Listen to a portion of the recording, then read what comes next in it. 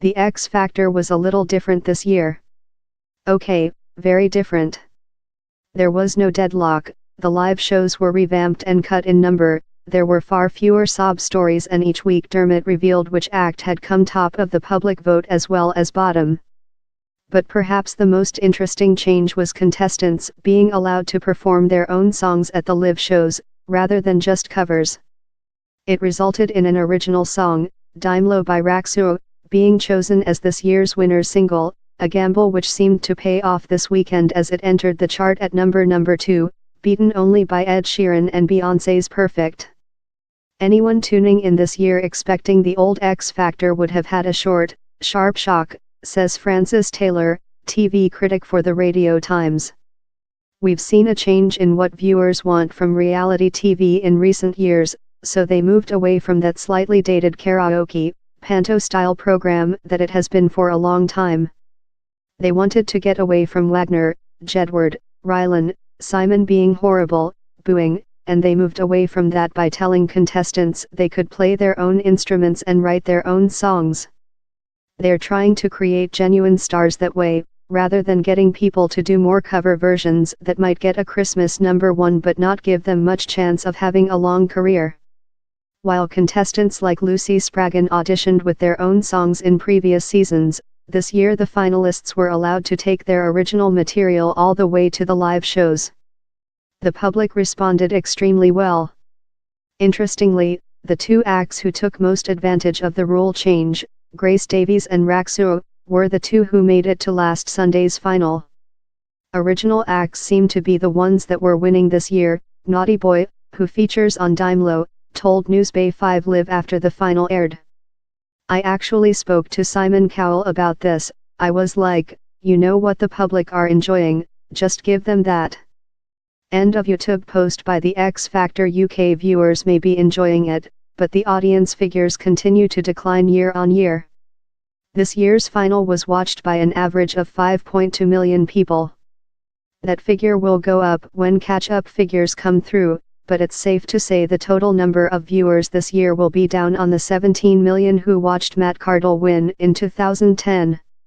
Nonetheless, the series continues to attract a high proportion of younger viewers, who may have been enticed by the show's makeover and focus on authenticity. Original music makes the show more credible, says writer and broadcaster Edward Adu, who interviewed Raksu on his Newsbay 3 Counties show last year when the band were played by Newsbay introducing. For real musicians out there, it's a sigh of relief to think, wow, there is a program out there that will allow our songwriter skills to be showcased. Before, that wasn't possible. The producers and Simon Cowell have mixed things up and said, okay, people are not liking what we're doing, but this will enable artists to think they can reach out to the X Factor and get some kind of recognition. And the artists won't be known as some kind of cast-offs or karaoke kids or whatever, they'll be respected. Let's be honest, this is the first year contestants have been allowed to do their own songs. Let's stop saying how brave these guys are. It's an advantage and respect to them for being able to do it. End of Twitter post by @JamesArthur23. One of the other most popular songs to come out of this series was by runner-up Grace Davies. In October, she performed her song Too Young, which the show immediately posted on YouTube, attracting more than 1 million views. Grace Davies delivers another original song, read the video's title, the ITV show using Grace's songwriter as a selling point. End of YouTube post 2 by the X Factor UK. While 1 million views would generally constitute a relatively successful video, the X Factor's most successful YouTube clip ever remains the contestant who punched her bandmate in 2010. It's had 109 million views to date. Whether YouTube views will equate to album sales remains to be seen, but Raksu are off to a good start with their top 3 single this weekend. The song's Latin American style follows in the footsteps of countless chart hits this year, which Adu argues gives it a more current feel than previous winners' singles.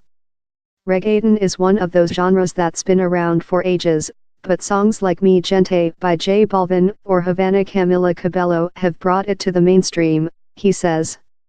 I think people were fed up of hearing that weepy, 3-minute ballad, so I think it's useful and unique that Raksu have picked up on that reggaeton vibe. I mean, reggaeton live on ITV on a Saturday night? I'm sure the likes of Mildred in Hitchin were calling in to complain, but this is the kind of sound you'd hear at a nightclub. The traditional X Factor sound is too safe. There's no doubt the X Factor pulled out all the stops this year in an attempt to remain relevant, and Francis Taylor also notes the change in the show's tone as well as the format. Strictly does so well because it's all positive, nobody is nasty to each other. Same with Bake Off, she says. And I think producers have responded to that. She adds, if the ratings do continue to slide, I think it will get to a point where ITV will think this is not viable anymore.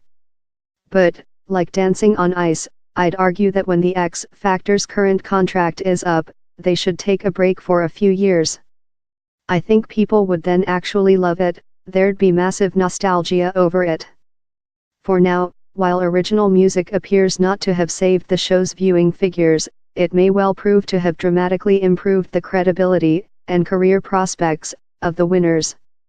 Follow us on Facebook, on Twitter at Newsbay News Enterprises, or on Instagram at Newsbay Newsense. If you have a story suggestion, email at